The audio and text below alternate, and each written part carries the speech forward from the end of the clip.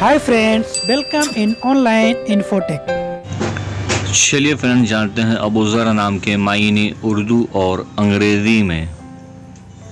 अबूज़र इस नाम का शुमार लड़कों के नामों में होता है। ये नाम 5 हुर्फ और एक लफ्ज़ पर मुश्तमल है। इस नाम का मज़हब इस्लाम है।